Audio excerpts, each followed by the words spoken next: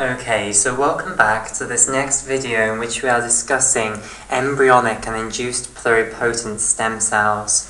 Okay, right, so we're in the process of talking about uses of embryonic stem cells and induced pluripotent stem cells. Okay, and we've just discussed that embryonic stem cells are used in creating knockout mice, okay? And the basic principle of what you do is you take embryonic stem cells that are mouse embryonic stem cells, you genetically modify the mouse embryonic stem cells, and we aren't discussing how you go about genetically modifying a cell, okay? That's a long topic in itself.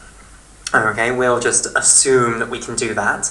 And then what we do is we inject these genetically modified mouse embryonic stem cells into a blastocyst. And basically this then creates a chimera where these genetically modified mouse embryonic stem cells have contributed to all sorts of portions of the mouse's body, okay, because they are pluripotent and can, in fact, differentiate into any type of cell of the body.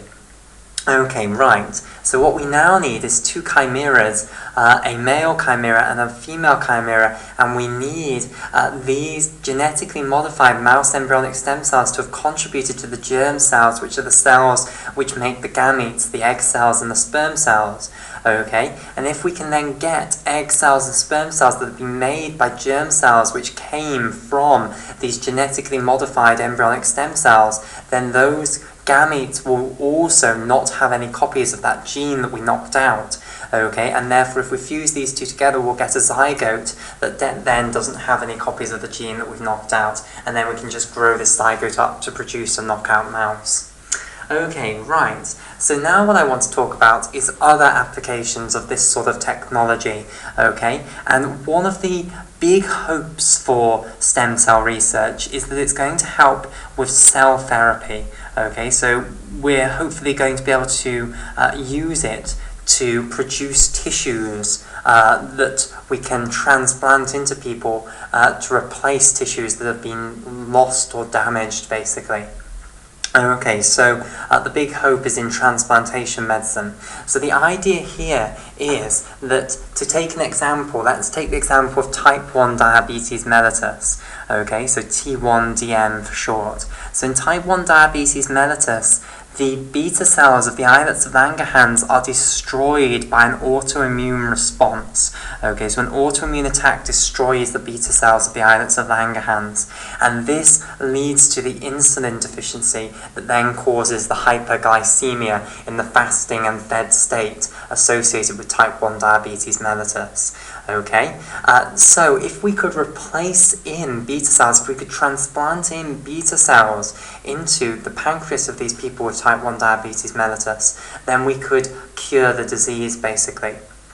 Okay, now, a big problem with transplantation is that you get immunological rejection, okay, when you transplant tissue from another person, or even worse, another animal, okay. The immune system of the person who is receiving the new tissue rejects and attacks the incoming tissue, and this means that people who are receiving transplants have to be put on permanent immunosuppressive agents to stop the immune system rejecting the tissue. Okay, now the hope is that with induced pluripotent stem cells, we could actually grow you new cells that were genetically identical to you. They were really your cells. So the idea is this. What we would do is we would take a somatic cell from you. Okay, so for instance, the cell that we've been working with continuously is a fibroblast from the skin. So we would take a fibroblast from your skin, okay, of someone with type 1 diabetes mellitus. We would then reprogram it, basically. We'd turn it into an induced pluripotent stem cell by forcing it to overexpress those three master regulators, OCT4, SOX2, and KLF4, okay? Then what we'd do is we'd proliferate these cells a bit, we'd make a whole population of these cells that were these induced pluripotent stem cells, and then we could force them down the differentiation pathway to become beta cells, okay? So we could turn them into beta cells, and then we could put these beta cells back into the pancreas of the patient, okay, and this time these beta cells would be truly your beta cells, okay, so hopefully they wouldn't be immunologically rejected. Of course, there is the question of whether the original autoimmune attack that destroyed the beta cells in the first place would then attack them again, okay. Of course, we don't know the answer to that because we haven't yet done this, but that is the hope, that we can use induced pluripotent stem cells to create new tissue that would be histologically yours, and therefore we could transplant that back into people who need transplantations. Okay, now this can go further. This is just creating a single cell here, okay, or a population of a single type of cell. But the hope is that we could use induced pluripotent stem cells to actually grow whole organs. Okay, so it doesn't just stop with producing a few cells. And the hope is that we could produce whole organs, so in people who need liver transplants or heart transplants or lung transplants or something along those lines, the idea is that we could take a somatic cell, a fibroblast, convert it into an induced pluripotent stem cell, and potentially use these things to grow whole organs. And there are very hopeful signs that we will be able to do this. We are starting to be able to grow new organs in model animals, basically. Okay, so for instance, I believe tiny little mouse hearts have now been grown from this sort of technology. So there is very hopeful signs that we will be able to do this, and that this may become a clinical reality in years to come, that we can grow you a whole new heart, basically. Okay, so that's why stem cell research is so exciting, because it has the utter potential to revolutionize transplantation medicine. No more taking organs from other people and putting it into someone else and then putting you on permanent immunosuppressants. We can grow you an entirely new heart from your own cells, or other organ from your own cells. Okay, so that's an example of where cell therapy might be going. Okay, let me give you another example of this. So this is the use of induced pluripotent stem cells. Okay, there's also hope that we can use transdifferentiation directly. Okay, and I'll give you the example of using transdifferentiation in the treatment of myocardial infarction. Okay, right. So basically, myocardial infarction or heart attack is where temporarily there is reduced blood flow to a certain area of the heart. So let me just draw a quick picture of the heart so that I have something at least to point at here. So here is the right atrium here. Here is the pulmonary trunk coming out here. Here is the, oh, I didn't actually label up the right ventricle. This is the right ventricle. This is the right atrium. Okay, this is the pulmonary trunk here. Okay, here is the left ventricle here, and we'll have the left atrium here, and then of course the aorta coming out here. Okay, right, so in a heart attack or a myocardial infarction, what happens is blood supply to a certain portion of the muscle of the heart wall is cut off for a short period of time, or hugely reduced to below what is actually sufficient to meet the needs of that tissue. Okay, so a portion of the heart is going to become ischemic. So let's say it's this portion here. Okay, so this portion becomes ischemic. Okay, and this can then lead to the cardiomyocytes in that region dying, basically.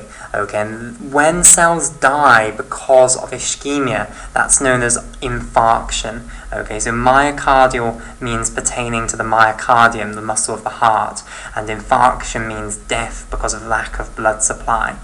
Okay, so the cells in this area are going to die then. Okay, now sometimes that is fatal, sometimes it's not fatal. So let's assume that this myocardial infarction is a non-fatal myocardial infarction.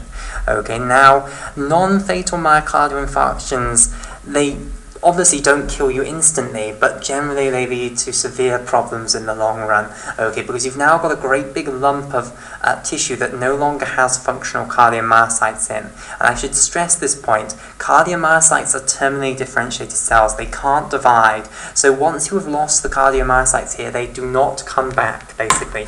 Instead, what happens is fibroblasts, connective tissue cells that are present in the heart, in very large numbers. In fact, they're present in larger numbers than the actual cardiomyocytes themselves, okay, but they're much smaller than the cardiomyocytes. The fibroblasts here do proliferate, and they start chucking out connective tissue, and they make effectively a scar in the wall of the heart that is not contractile. It's not capable of contracting, but it's just there to fill the space, basically. Okay, and this is made by the fibroblasts.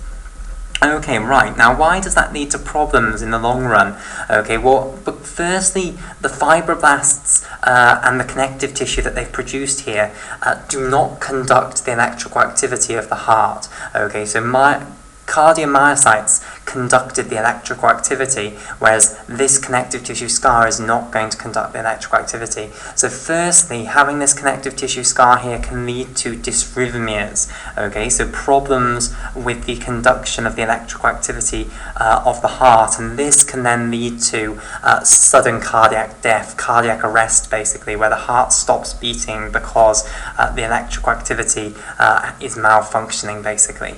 Okay, so it can lead to dysrhythmias, which can eventually lead to cardiac arrest. Okay, alternatively, it can lead to heart failure. Okay, which is another pathology that myocardial infarction can lead to in the long run. Okay, now heart failure is when the heart is no longer powerful enough to do its job. So remember, the job of the heart is to pump blood from the venous side to the arterial side. If the heart becomes too weak to actually do that, if the pumping ability of the heart becomes so weak that it can't actually pump enough blood around the body in a minute to meet the needs of the body, then that's when the heart is failing the rest of the body, and that's known as heart failure. Okay, so having a huge portion of the cardiomyocytes dying is obviously going to make the heart weaker and therefore can precipitate heart failure. So these are the two key pathologies that can stem from a non-fatal myocardial infarction. Okay, dysrhythmias and heart failure. So the ideal thing that we would do here is replace this area with new cardiomyocytes. Okay, ideally we would grow new cardiomyocytes and have this area replaced with nice cardiomyocytes, or regeneration, rather than just having it replaced with a scar. Okay, and there is some interest into whether we could transdifferentiate the fibroblasts in this scar into cardiomyocytes. Okay, remember, fibroblasts are very much so related to muscle cells. Okay, now we saw that we could turn skin fibroblasts into skeletal muscle cells just by the addition of a single master transcription regulator. The question now is, can we turn these myocardial fibroblasts into cardiomyocytes by inducing the expression of certain master transcription regulators? And it turns out you can. Okay, you can turn these fibroblasts into cardiomyocytes. Now, the master transcription regulators that you have to induce, there's 3 of them. They are called GATA4, which is an extremely important master transcription regulator for cardiomyocytes. Okay, very, very famous one. Then there's also MEF2C. Okay, and finally also TBX5. TBX5 is another very important cardiomyocyte master transcription regulator, a very famous one. Okay, but these 3 are the master transcription regulators that you have to add into these myocardial fibroblasts if you want to convert them from being myocardial fibroblasts to being cardiomyocytes. Okay, so if you artificially force these myocardial fibroblasts to express these 3 master transcription regulators, then they change their specialization. They transdifferentiate from fibroblasts to cardiomyocytes. Okay, and that would be a brilliant thing to be able to do, because then we could have this area replaced with new cardiomyocytes, basically. Now, this has been done in mice now. Okay, mice which have had non-fatal myocardial infarctions, presumably artificially induced by blocking an artery of some sort. Okay, you can then inject retrovirally these master transcription regulators, so you can force the fibroblasts to express these using retroviruses. So you inject the retroviruses into the mouse's heart. The retroviruses then infect the fibroblasts and force the overexpression of these free master transcription regulators, and those master transcription regulators then convert the fibroblasts into cardiomyocytes. Okay, and that actually helps those mice hugely. Basically, it heals the heart. Okay, so this is still obviously a long way from actually being used in clinical medicine, but it is potentially something that could be used in the future. Okay, right. So the final use that I want to talk about is the fact that we can also use induced pluripotent stem cells in disease modeling and personalized drug testing. Okay, so disease modeling and personalized drug testing. So disease modeling and drug testing. Okay, right. So what do I mean with this? Okay, so basically, if we've got someone with a very rare genetic disease, okay, that's causing a pathology in a certain area of the body, what we could do now is we could again take some somatic cells, so let's say a skin fibroblast, okay, we could then reprogram it so that it returns to an induced pluripotent state. So we could turn it into an induced pluripotent stem cell. We could proliferate those induced pluripotent stem cells and then force them to differentiate into whichever portion of tissue is particularly affected by their genetic disease. Okay, so we can now force these to differentiate into some somatic cell. So for instance, if the pathology involves the heart, we might get them to differentiate into cardiomyocytes. We can then have a look at what has happened in these cells. How are these cells misfunctioning? Okay, because these somatic cells will all have this genetic abnormality that's causing the pathology. So we can now investigate what goes wrong in these cells that leads to that pathology. And moreover, we can then trial drugs on these cells and see which of them might be efficacious in fixing the problem, basically, in reversing the problem that the genetic abnormality is causing. Okay, so that's what we mean by disease modeling.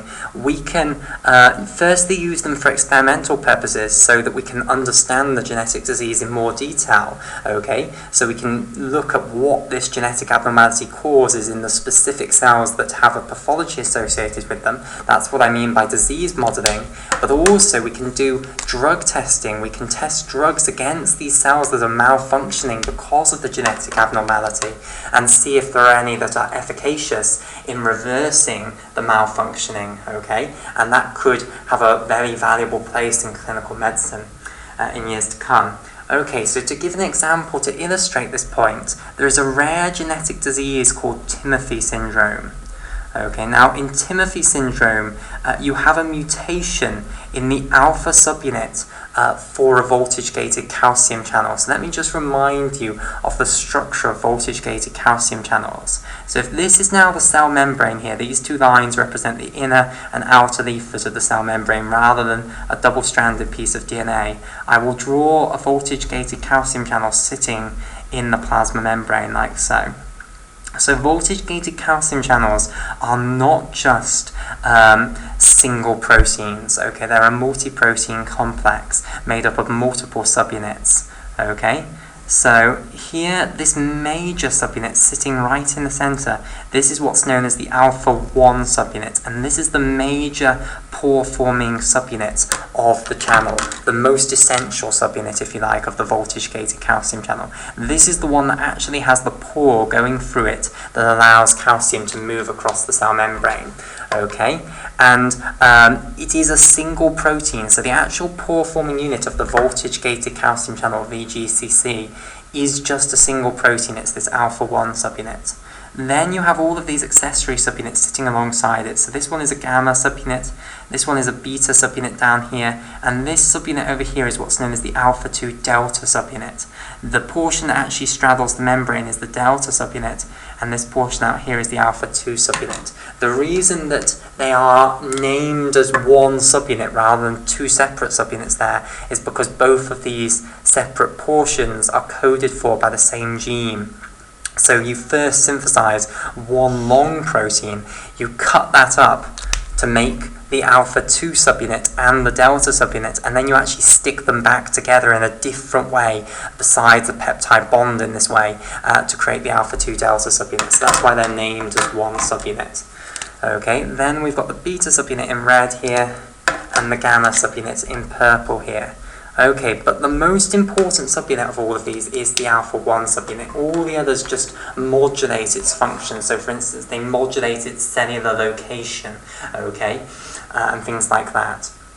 Right, so in Timothy syndrome, you have a mutation in a gene which codes for an alpha-1 subunit of a voltage-gated calcium channel. So I should say that there are absolutely loads of different genes for alpha-1 subunits of voltage-gated calcium channels, and in different voltage-gated calcium channels, you have different alpha-1 subunits. In Timothy syndrome, you specifically have a mutation in the CAV, voltage-gated calcium channel 1.2, gene, okay, which is a gene for an alpha-1 subunit of a voltage-gated calcium channel. Okay, now, this produces you what's known as an L-type voltage-gated calcium channel. Okay, so when you use CAV 1.2 as the alpha-1 subunit of your voltage-gated calcium channel, your voltage-gated calcium channel is called an L-type voltage-gated calcium channel. And this sort of alpha-1 subunit is actually extremely important in the heart.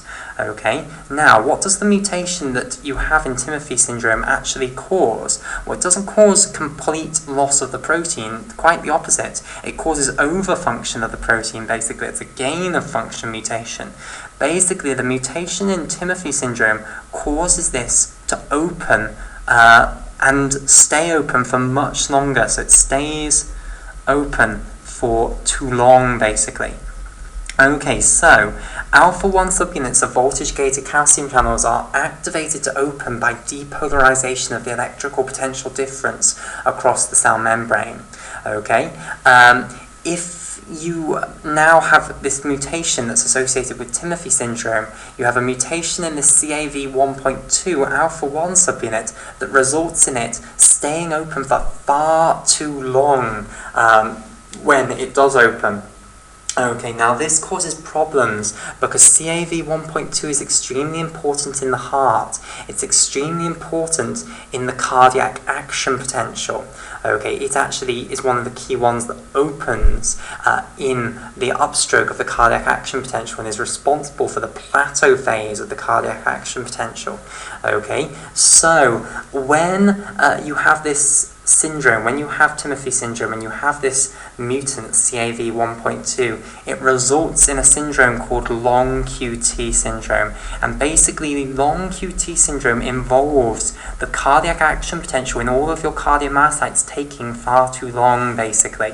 Okay, and what this means is effectively each heartbeat, every time your heartbeats are hugely prolonged, basically. Your heart just works slower than it would normally. Okay, so the heartbeat is slower because all the cardiomyocytes are undergoing their action potential in a sort of delayed way. Okay, now what can this then precipitate? It usually can then precipitate dysrhythmias, and it can then lead to the cardiac arrest again, sudden stopping of the heart because of electrical malfunction, basically. Okay, so usually people with Timothy syndrome die of sudden cardiac death, which is when the heart suddenly stops beating because of malfunctions in the electrical conductance of the heart. Okay, so what you can now do with Timothy syndrome is you can take skin fibroblasts from someone who suffers from this disease. And I should just say it causes other problems other than in the heart, but the heart is a nice example of one of the problems that it causes. You can take skin fibroblasts from sufferers of this disease and convert them into induced pluripotent stem cells, and then convert them into cardiomyocytes and study which drugs will be efficacious in trying to prevent this long QT syndrome and trying to make the L-type voltage-gated calcium channels close at a more normal rate, basically. Okay, and that's another example of how these induced pluripotent stem cells are having a role in medicine. in this disease modelling and also in this personalised drug therapy that we're now developing here. Okay, right, so that now concludes our discussion of embryonic and induced pluripotent stem cells.